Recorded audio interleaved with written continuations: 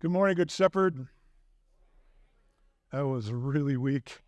Good morning, Good Shepherd. If you're worshiping online, hopefully you are more energized than the people here, but we'll get there. We'll get there. My name is Glen. I'm one of the teaching pastors here, and it's my privilege to help us continue in this series based on the letters of the Apostle John, and we're in his first letter, 1 John, and we're calling this series Invitations, Invitation to Explore Freedom. What does it look like to follow the way of Jesus, as the song said? So I don't know about you, but for many of my clients, I'm also an executive coach during the week. For most of my clients, we are now done with Q2 and we have started Q3. It is the second half of the year. And so I've been in retreats and strategy sessions with clients where they're asking, are we doing what we said we're going to do? Are we making EBITDA? Are we making NOIs or P&L look like it's supposed to look? Have we done our go-to-market strategy? Are we doing what we said we're going to do? It's a tough market. It's a strange time. Nevertheless, we've got a business to run. And so they are asking themselves, where do we need to clean up our delivery metals? What do we need to do to create more execution, speed to innovation? And that usually means that leaders have to lean in and have a hard conversation. Matter of fact, there are books, hard conversations, difficult conversations, fierce conversations. So I was with a group of people this week teaching them, how do you have hard leadership conversations? How do you lean in?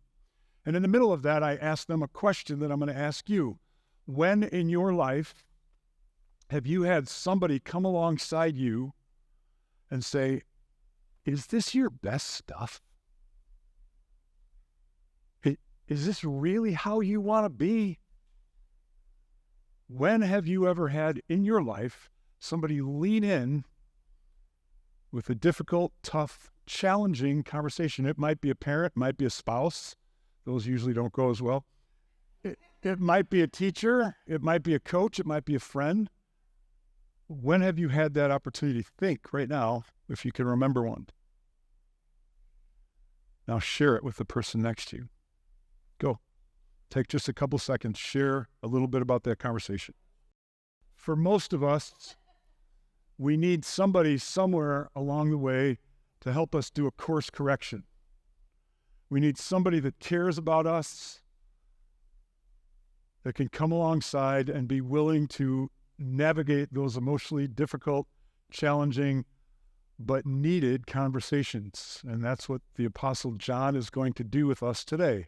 He's going to lean in and have a pastoral conversation. For me, a conversation that absolutely changed my life. Some of you know pieces of this story. When I was a kid, I was a punk. Some of you are like, well, what's changed? No, I was a jerk. I was the kind of kid that you did not want your kids to hang out with. And finally, when I was 18, I went in the Navy and they cut off all my long hair, took away all my drugs, all this stuff. And the guy who was in charge, the chief petty officer, came alongside me. He said, Wagner, you're a punk.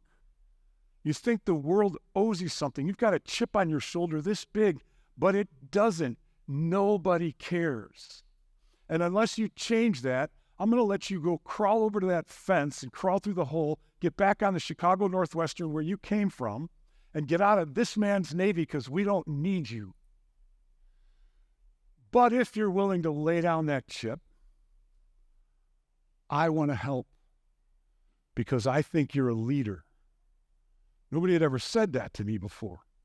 Matter of fact, it was a little scary. I was like, are you sure you're saying that to me? So I went and had a little moment with God in the Navy head, otherwise known as a bathroom. And I was in my skivvies, otherwise known as underwear. And somehow God filled that bathroom with his love, and I knew I couldn't leave. And it was partially the love of God, partially my own stubbornness. And I went back to that guy and I said, I'm not leaving. He said, good. And then in a powerful John Wayne moment, he took the first-class chevron, shoved it in my arm. It was bleeding and all this stuff. He said, now I'm going to make something out of you. And for the next 12 weeks, he poured his life into me. And he said things and did things with me that I can't repeat here. But it changed my life. And then when we got to the end of graduation at Great Lakes Naval Station that fall, I'm standing in front of the company like this, saluting, and he steps in front of me, and he salutes me, and he says, Wagner, I see greatness in you. The world needs your greatness, with tears running down his cheeks. And he saluted, and I haven't seen him since. I think about that conversation a lot. What does it mean to be the person that God has created you to be? And that's what the Apostle John is going to do today. He's going to lean into us, and he leaned into me when I was reading this passage. Let me read you some of it.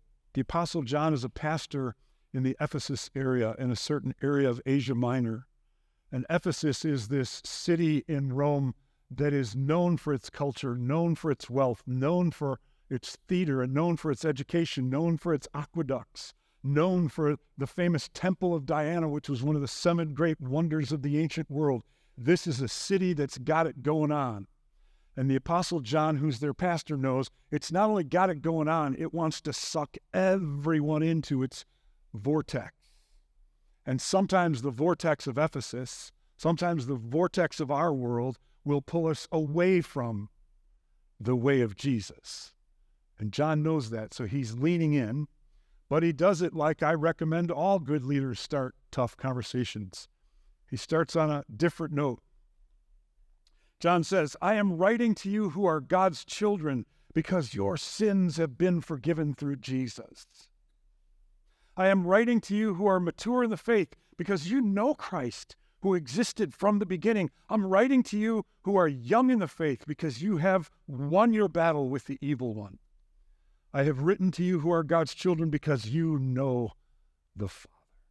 I have written to you who are mature in the faith because you know Christ, who existed from the beginning. I have written to you who are young in the faith because you are strong. God's word lives in your hearts, and you have won your battle with the evil one. What a powerful, encouraging word. I'd like to get a letter like that from my pastor. If I got that letter, I guess I did, because John is, in a way, my pastor.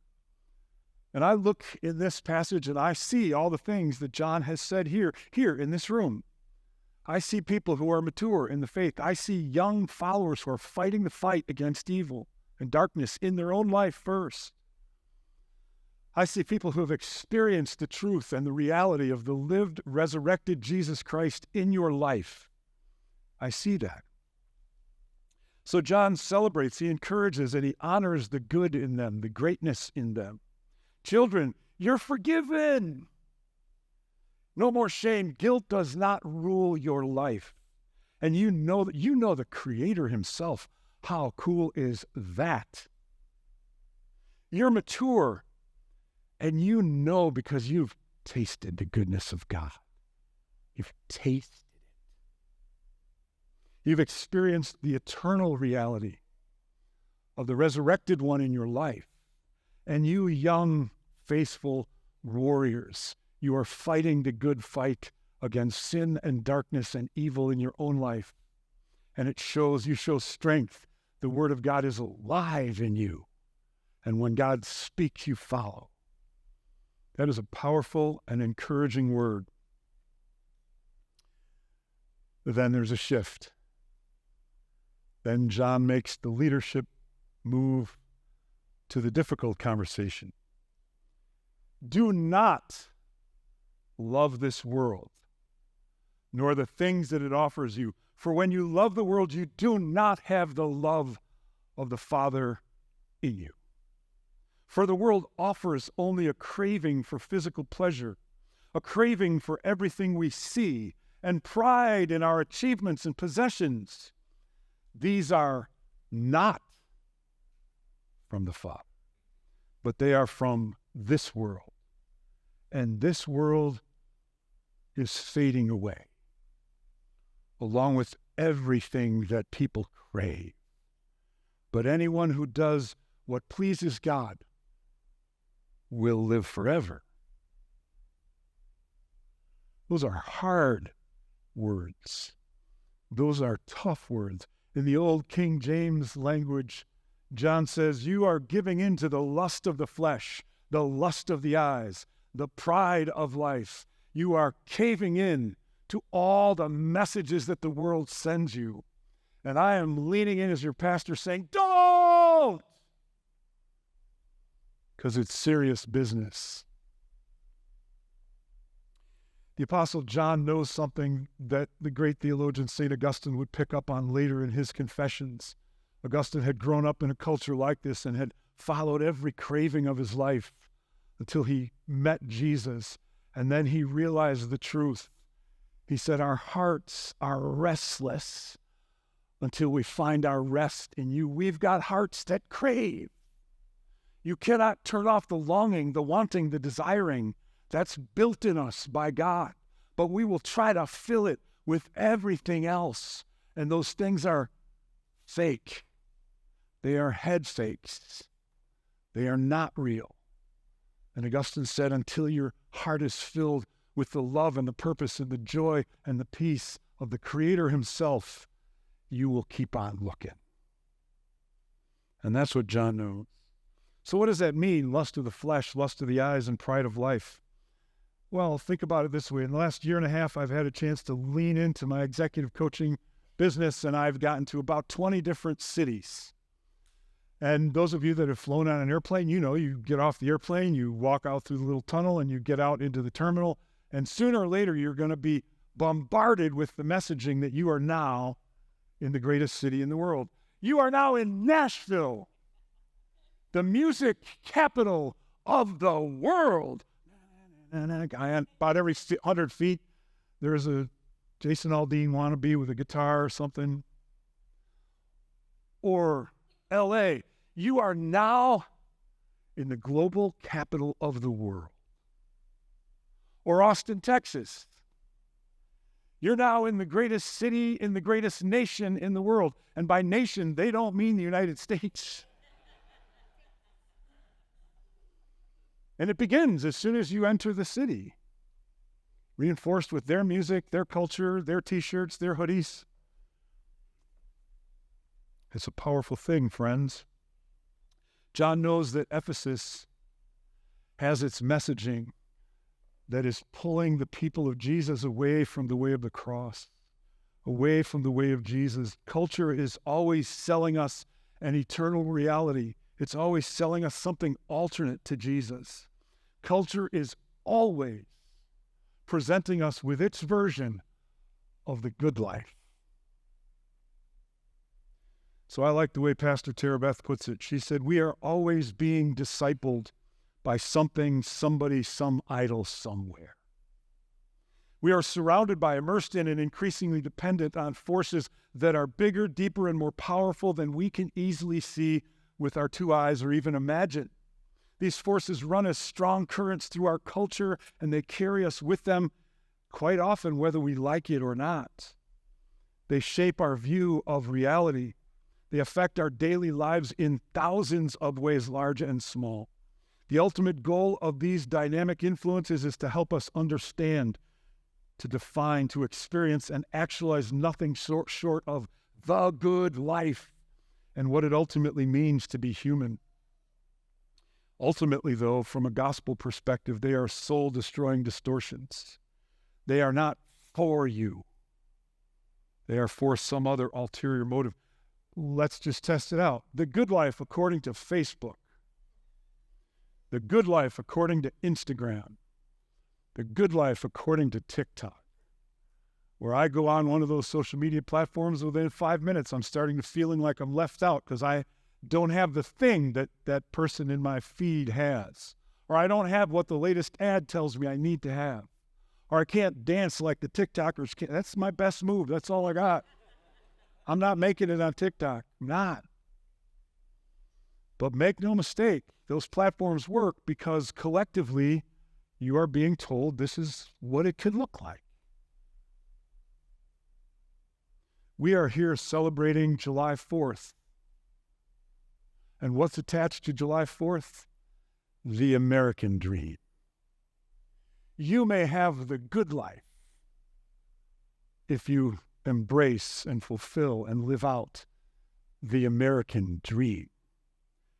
And that other guy's version of what the American dream looks like? No, that's not the dream. Let me tell you, I know what the original American dream looks like.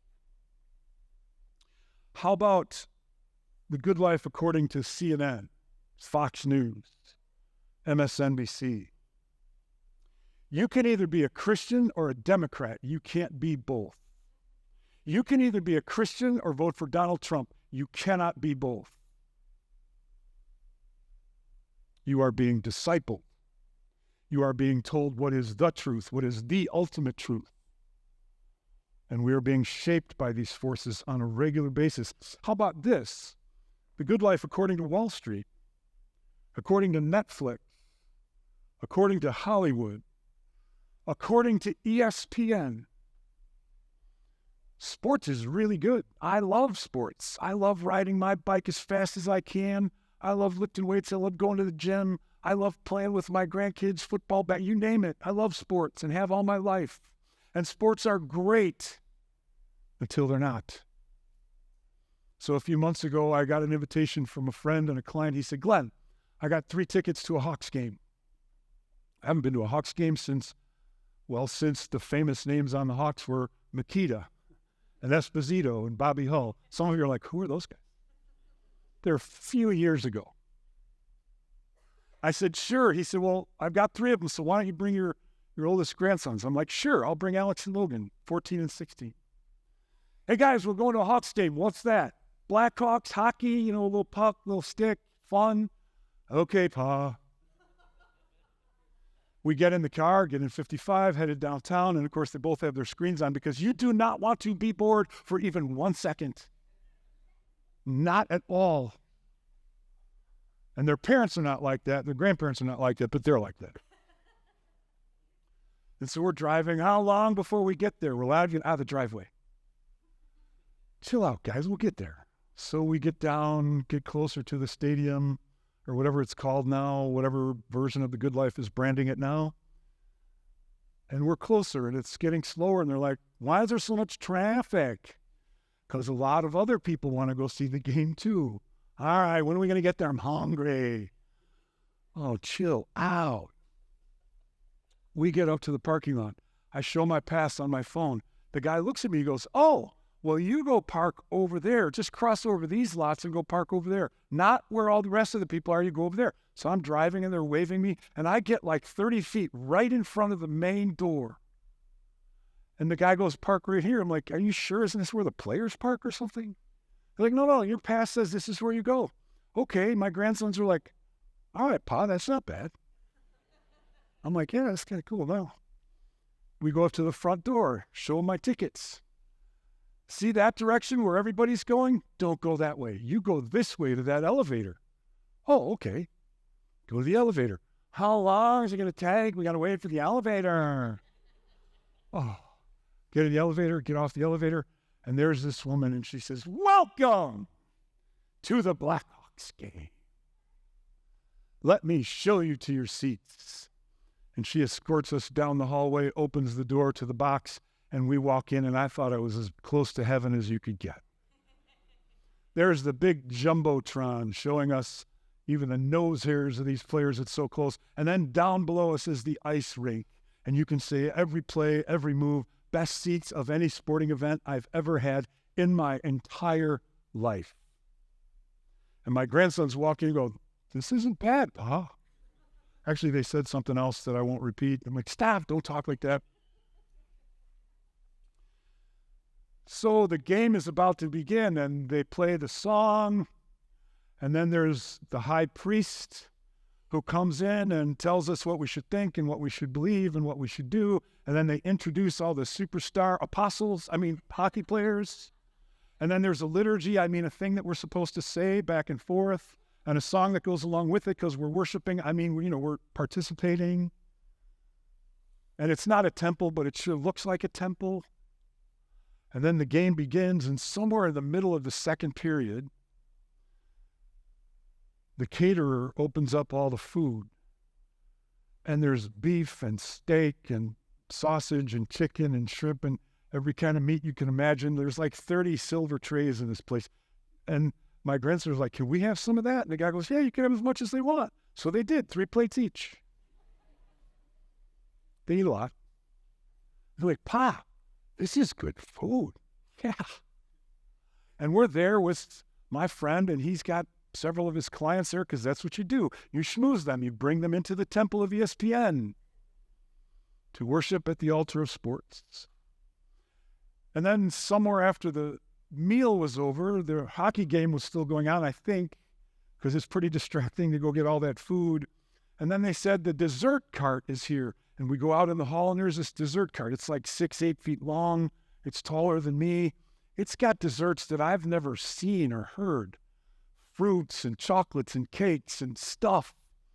And my grandsons were like, can I have some of that? She's like, you can have as much as you want. So they took 2 or 3 plates each of chocolate cake and brownies like thick oozing. Yeah, some of you are going, oh, Glenn, stop. My favorite was the cookie dough. Asked my wife, stop, don't even bake the chocolate chip. Just give me the chocolate chip cookie dough. Yes, oh, and they're serving it up. The good life, according to ESPN. This is what it looks like and feels like to be a sports fan. And if you can participate at this level, oh, this is the really, really good life. We are being discipled by forces around us all the time. The challenge, though, is that these deep forces are what the Bible calls strongholds, the way of the flesh, the patterns of this world. And that's what Pastor John wants us to see, that many of these things can be good until they're not. And you need discernment and spiritual wisdom, and you need to be equipped by the power of the Spirit. You need to be surrounded by a community where you can see the way of Jesus clearly through the thicket and the thorns of the modern temple of the good life. So let's drill down. How about this one? Because everyone can relate. The good life according to Amazon, or Walmart, or Target, or you name it, fill in the blank. The good life according to the material goods that we can buy. There's no greater symbol in our culture than Amazon. They brand themselves, and by the power of marketing, teach us that they are helpful, innocuous, pragmatic, and necessary to the good life. But the entire process of buying and consuming at its heart is deeply spiritual and values altering. It is powerful stuff, friends. It's deeper than Amazon. We're being formed, shaped, and discipled as consumers and told that it will give us the good life. A couple of years ago, I went to Caputo's with one of my grandkids. And you walk in Caputo's and they've got the adult shopping carts. And then they had the little kid shopping carts and a sign that said, consumer or shopper in process, shopper in learning, shopper in training. You can't get more blatant than that. We're going to teach your grandchildren how to be consumers.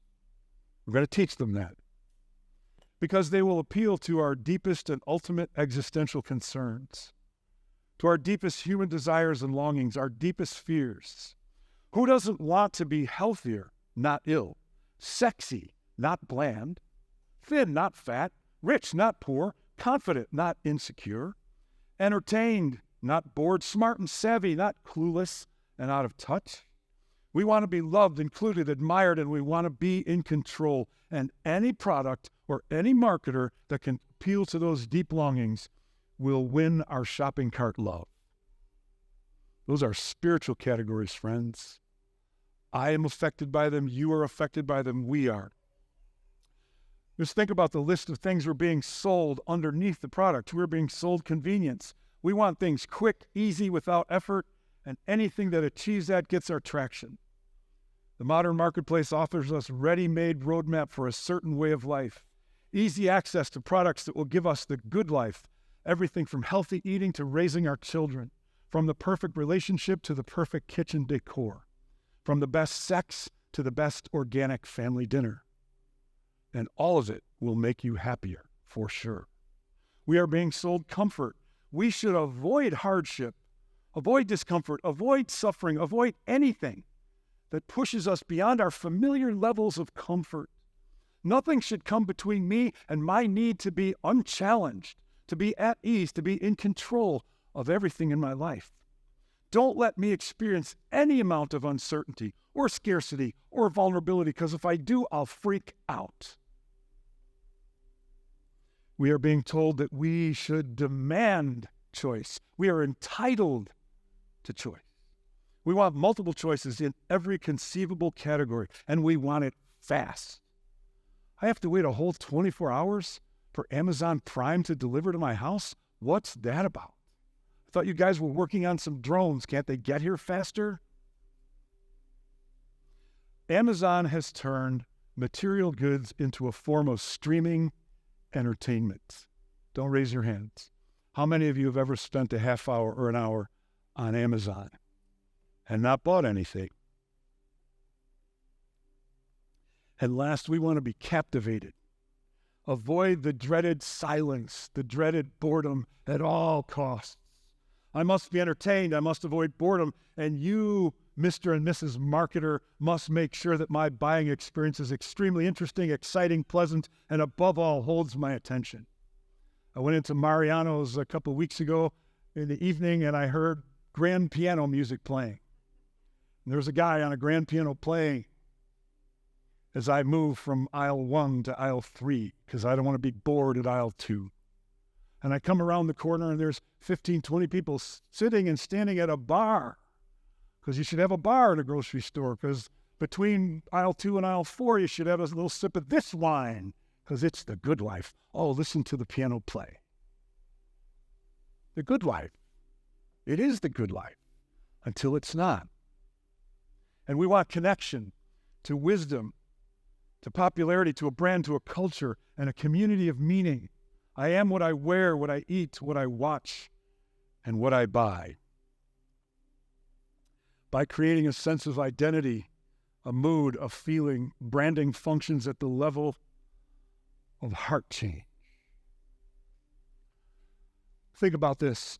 Every one of us in this place, sooner or later, needs to buy food. But if I said to you, where are you going to shop? Jewel? Target? Walmart? Whole Foods? Aldi? Trader Joe's? Mariano's? Every one of you in here has an opinion. And it might be different than the guy down at the end of the row. And you have a visible, visceral reaction to someone who shops at the other place, because you identify with the brand values of that store. Those are heart matters, friends. Jesus wants your heart. The scriptures have a great deal of warning about the dangers of overconsumption and how spiritually destructive it can be. There's a term in the Bible that we almost never talk about. I hate it. I hate the word, but I'm going to say it because I need to, because I said it to myself in the mirror this week as I was preparing for this. It's called gluttony. And it's not just about food. It's about having something good, but not stopping at enough. Because I want more. I want more.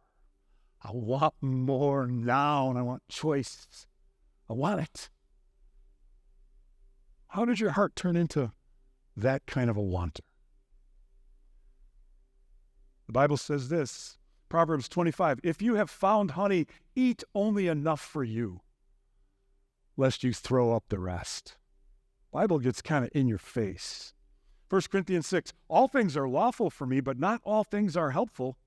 All things are lawful for me, but I will not be enslaved by anything, Amazon. Philippians 3, for many of whom I have often told you, and now tell you even with tears, walk as enemies of the cross of Christ. Their end is destruction. Their God is their body, and they glory in their shame with minds set on earthly things. When consumerism is matched up with the spiritual life, it has a devastating effect. It reduces God to a commodity. God's value is determined by his usefulness. My personal desire becomes first-order importance, and God is now turned into a sort of cosmic vending machine, here to make me happy. It reduces the spirit to a sort of divine entitlement granted, or a cosmic concierge of my wants, my desires, my happiness. Worship must meet my needs, my forgiveness, my mercy. I need kindness. They're mine. And it reduces Jesus Christ from the Lord of glory to a brand identity. his power, his right to command become reduced to sound bites. And then we no longer wrestle with the daily command to pick up and obey, pick up our cross. I do it, you do it, we do it. And that's why the Apostle John leans in and says, stop.